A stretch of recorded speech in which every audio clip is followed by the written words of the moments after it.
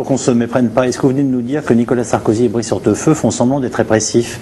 Parce qu'en fait, on aurait la loi d'une certaine façon, et notamment en durée, la plus souple d'Europe. Bah écoutez, ça je dirais que c'est à eux qu'il faut poser la question. C'est vrai que je suis extrêmement agacé lorsque l'on dit que l'Europe se ferme, parce que lorsque je regarde les statistiques migratoires, je vois qu'aujourd'hui, enfin depuis les années 2000, ce qui n'était pas auparavant, la région du monde qui accueille le plus d'immigrants, c'est l'Europe, qui a maintenant dépassé les États-Unis.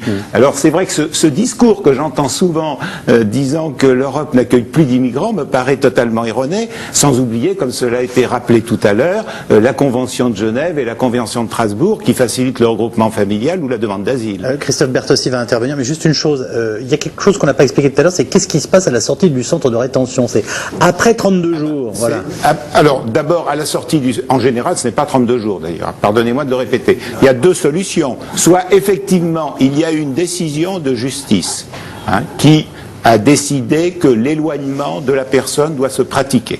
Si cette décision de justice a été prise, comme l'a très bien dit Philippe Frémaux tout à l'heure, eh bien, il faut ce qu'on appelle un laissez-passer consulaire. C'est-à-dire qu'il faut que le pays dont est ressortissant la personne donne l'autorisation d'entrer.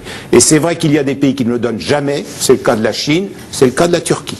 Donc dans ce cas-là, c'est simple, s'il n'y a pas eu de décision d'éloignement de la personne, eh bien cette personne se retrouve librement sur le territoire français et il y a une autorisation provisoire de séjour.